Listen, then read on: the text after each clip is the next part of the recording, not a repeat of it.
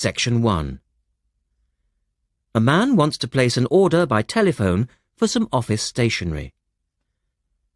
Listen to the conversation between the woman and the man and answer the questions. First, you have some time to look at questions 1 to 6.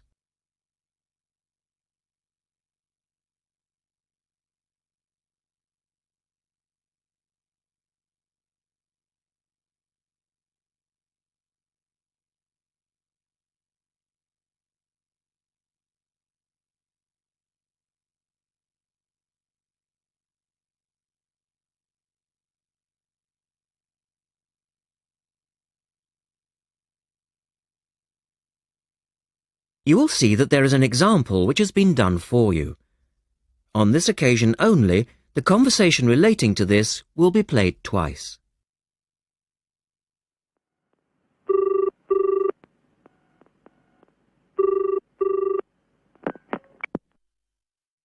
Thank you for calling Millennium Office Supplies.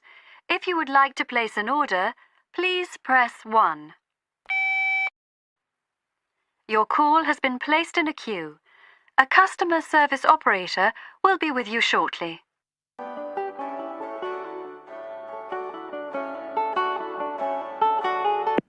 Gina speaking. How can I help you? Oh, hello. I'd like to order some stationery, please. And who am I speaking to? John Carter. The man says his name is John Carter. Now we shall begin. You should answer the questions as you listen because you will not hear the recording a second time. Listen carefully and answer questions 1 to 6.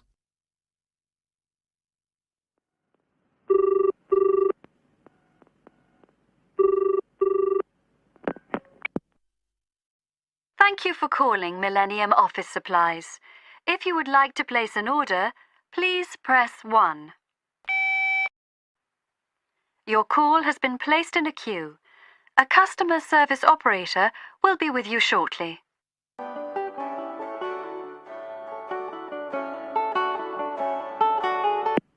Gina speaking. How can I help you? Oh, hello. I'd like to order some stationery, please. And who am I speaking to? John Carter. Right. Can I just confirm your account number and the name of your company, John? Sure. The account number is 692411. 692411. Right. And you're from Rainbow Computers?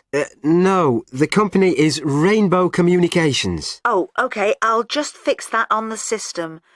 Communications. And what would you like to order, John? Envelopes. We need a box of A4, that is, normal size envelopes. White, yellow or manila? We'll have the plain white, please. But the ones with the little windows. OK. One box, A4, white. Just the one box, was it? On second thoughts, make that 2 boxes. We go through heaps of envelopes. As a matter of interest, are they made from recycled paper? No, you can't get white recycled paper. The recycled ones are grey, and they're more expensive, actually. Right, we'll stick to white then. Something else, John? Yes, we need some coloured photocopy paper. What colours do you have? We've got purple, light blue, blue, light green, whatever you want, pretty much. There are 500 sheets to the pack. Right, let's see. We're going to need a lot of blue paper for our new price lists. So can you give us 10 packs, please? Make sure it's the light blue, though. 10 packs of the light blue. The woman asks the man if he needs anything else. Look at questions 8 to 10.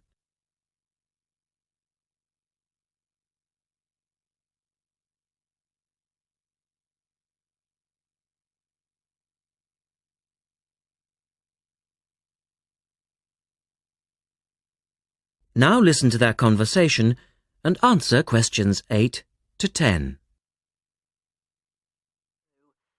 Anything else that we can help you with? Let me think. What else do we need? I'm sure there was something else. Pens, paper clips, fax paper, computer supplies, office furniture. Oh yes, we need floppy disks. Do you have those nice coloured ones? Yes, but they're a bit more expensive than the black ones. Oh, that's all right. I'm not paying anyway. Right. Floppy disks. And what about diaries for next year? We've got them in stock already, and it's a good idea to order early. No, I think we're all right for diaries. But something we do need is one of those big wall calendars. You know, one that shows the whole year at a glance. Do you stock those? We certainly do. OK, can you include a wall calendar then, with the other stuff? Just make sure it's got the whole year on the one side. Sure. And do you have a copy of our new catalogue? No, I don't, but could you send one? Yes, I'll pop one in with the order. You'll find it a lot easier to remember what you need if you have our catalogue in front of you next time. Yes, good idea. And when can you deliver this? Should be with you tomorrow morning. Can you make sure that it's not after 11:30am? Because I have to go out at 12. There's only myself here on Fridays. Fine. I'll make a note on the delivery docket that they should deliver before 11:30. Thanks very much. Thanks.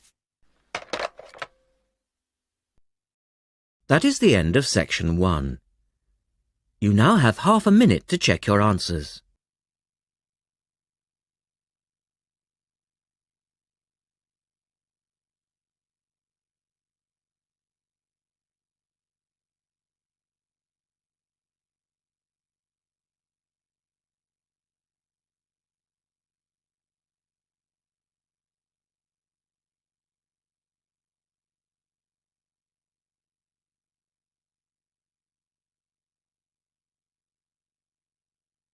Now turn to section 2 on page 113.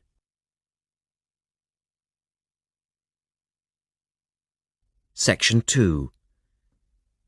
You will hear a reporter talking on the radio about an artist's exhibition. Look at questions 11 to 18.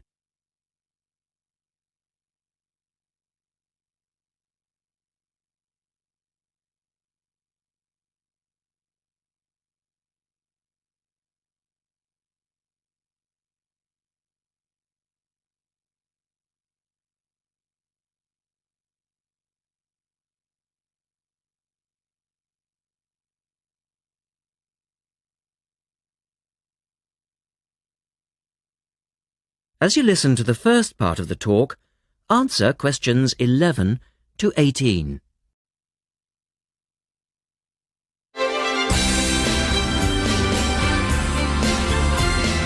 And now for some information on local events and activities. A couple of announcements for art lovers and budding artists alike. First, a new collection of artwork is going on show to the public next month in the form of an artist's exhibition. The exhibition will include many different types of art, over 100 different pieces by 58 artists from the local area. It's being held at the Royal Museum, which, for those of you who are unfamiliar with the area, is located opposite the library in West Street, right on the corner. The actual address is number 1 Queen's Park Road. It isn't difficult to find. The exhibition will run for 9 weeks and will begin on the 6th of October and continue until the 10th of December. So there's plenty of time for you to go along and have a look, and I'm sure that will be worth doing. What will you see there? Well, amongst the items on display will be some exciting pieces of modern jewellery, furniture, ceramics, metalwork and sculpture. To give you some examples, local artist Kate Main will be there to discuss her collection of pots and bowls that she has made to resemble garden vegetables. They're the sort of thing that would brighten up any dining table and range from things like yellow cabbage-shaped bowls to round tomato-shaped teapots. Prize winner Cynthia Corse will also be there to talk about her silver jewellery, all of which she produced using ideas from the rural setting of her country home. Some of her rings are quite extraordinary and have beautiful coloured stones in them. Or, if you prefer sculpture, there's plenty of that too. Take, for example, Susan Cupp's sculpture of 25 pairs of white paper shoes. It sounds easy, but believe me, it looks incredible. All of these items, along with many others, will be on sale throughout the exhibition period. As part of the exhibition, there will be a series of demonstrations called Face to Face, which will take place every Sunday afternoon during the exhibition, and these will provide an opportunity for you to meet the artists. Now look at questions 19 and 20.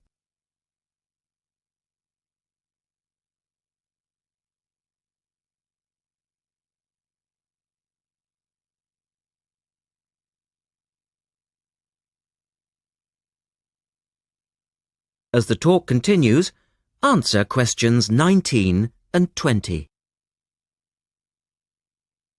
The second set of activities are for those who would prefer to indulge in some artwork themselves. The Artists' Conservatory are holding a series of courses over the autumn period. The courses cover all media and include subjects such as Chinese brush painting, pencil drawing and silk painting. All the tutors are experienced artists. Course sizes are kept to a minimum of 15, and there will be plenty of individual assistance. All the sessions offer excellent value for money and the opportunity to relax in a delightful rural setting. Fees are very reasonable and include the use of an excellent studio and access to the art shop, which you will find sells everything from paper to CDs. And they also include the provision of all materials.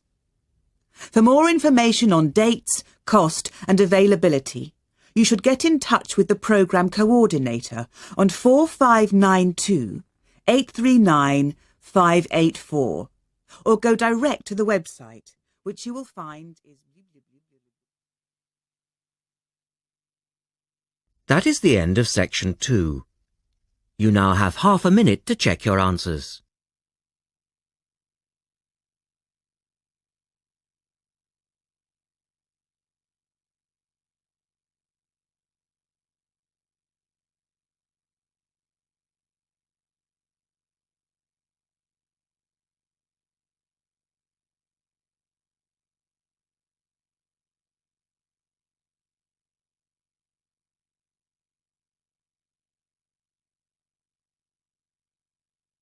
Now turn to section 3 on page 114.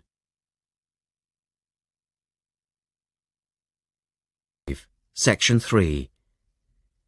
In this section, you will hear an interview with a wildlife specialist called Alison Sharp talking about bears.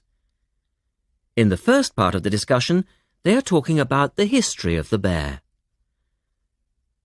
First, look at questions 21 to 23.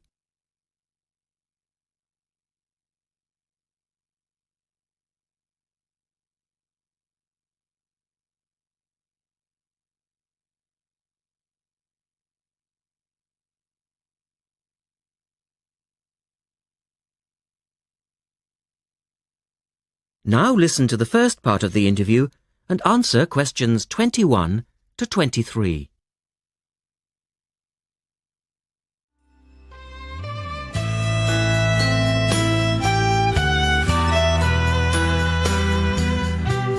Alison Sharp has spent much of her life researching bears, and in particular, bears in danger of extinction.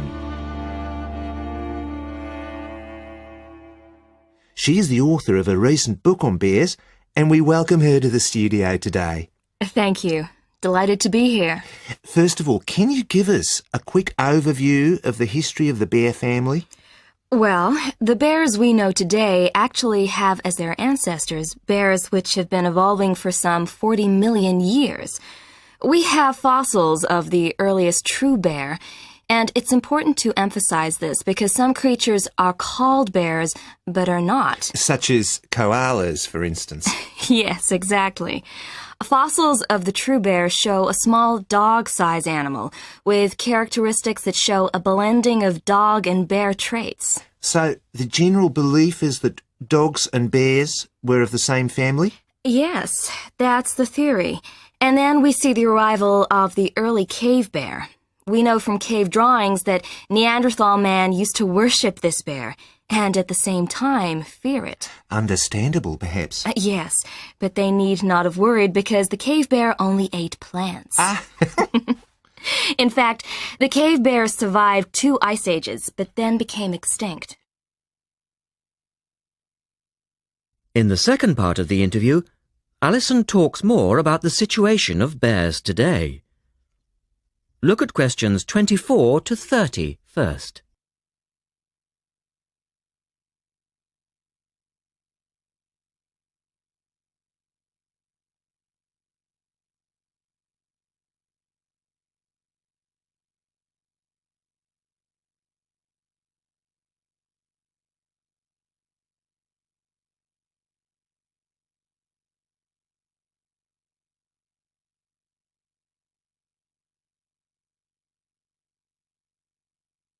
Listen carefully and answer questions 24 to 30.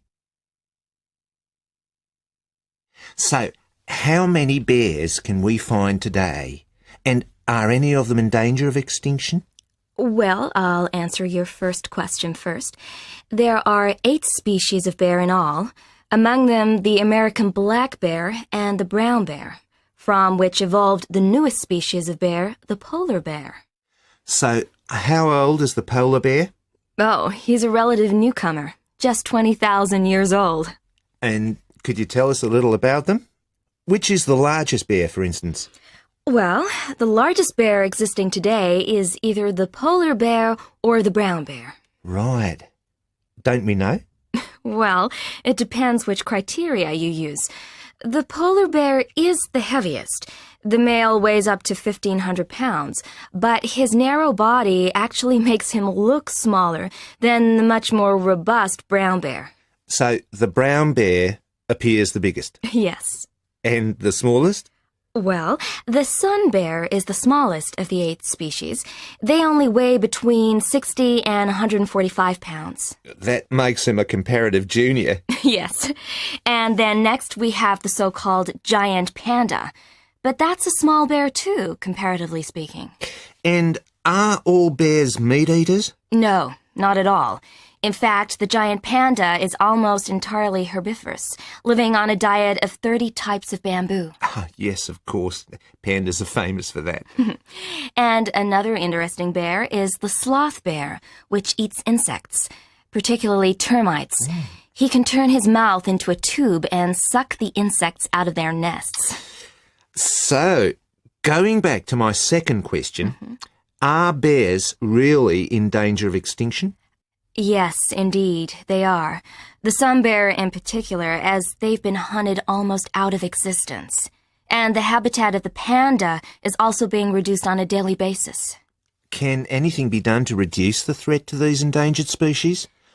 I know, for instance, that it's very hard to breed bears in captivity. Yes. Well, I think that by raising people's awareness generally, we can reduce conflict between humans and animals, to stop the slaughter in parts of the world where bears are still hunted, supposedly in self-defense or to protect livestock, but often quite unnecessarily. And we can also encourage governments to preserve the natural environment of the bear, rather than allow the areas where they live to be systematically destroyed in the name of progress. Yes, of course. And in addition to these global efforts, all profits from the sale of my book will go toward the United Nations Bear Protection Program. That's wonderful. And with the news coming up, thank you for your time, Alison, and best of luck with the book. Thank you very much.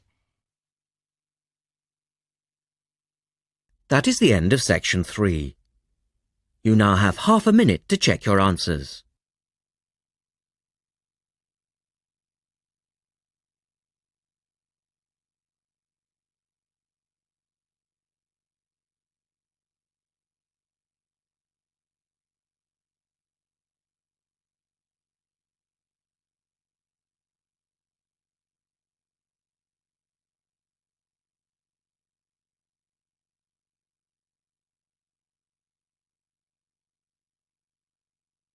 Now turn to section 4 on page 116.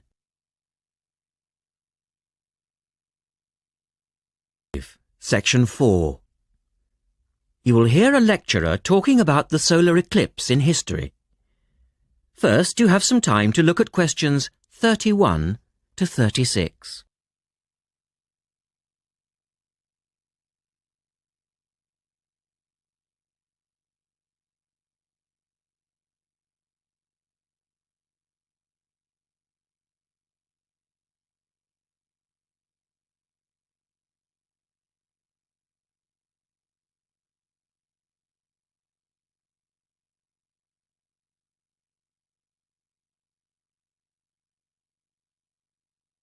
Now listen carefully and answer questions 31 to 36.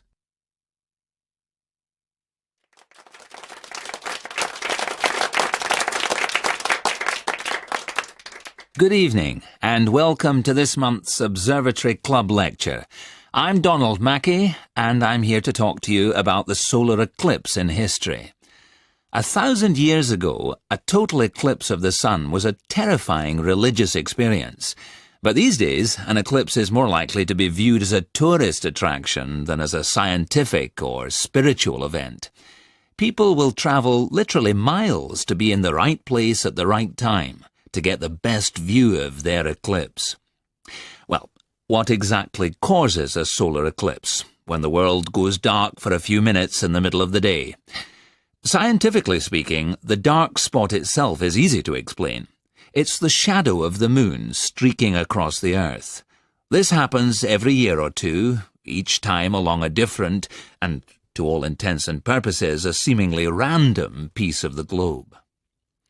In the past, people often interpreted an eclipse as a danger signal heralding disaster, and in fact the Chinese were so disturbed by these events that they included among their gods one whose job it was to prevent eclipses.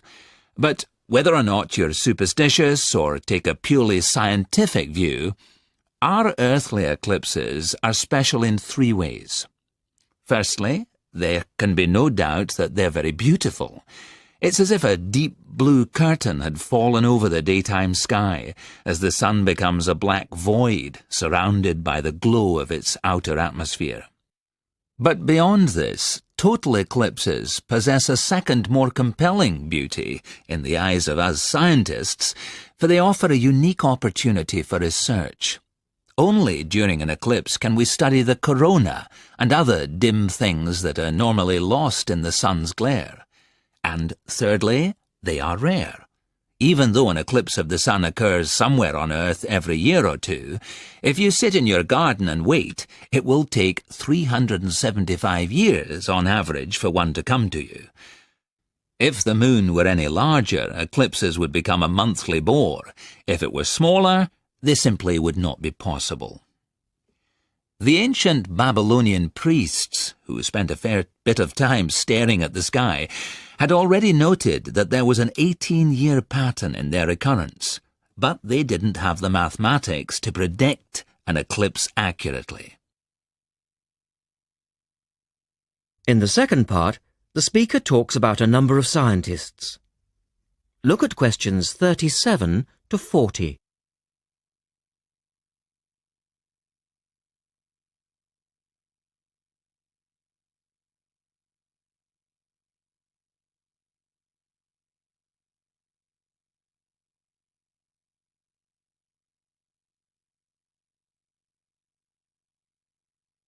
Now listen carefully and complete the table. It was Edmund Halley, the English astronomer, who knew his maths well enough to predict the return of the comet, which incidentally bears his name, and in 1715 he became the first person to make an accurate eclipse prediction. This brought eclipses firmly into the scientific domain, and they've since allowed a number of important scientific discoveries to be made.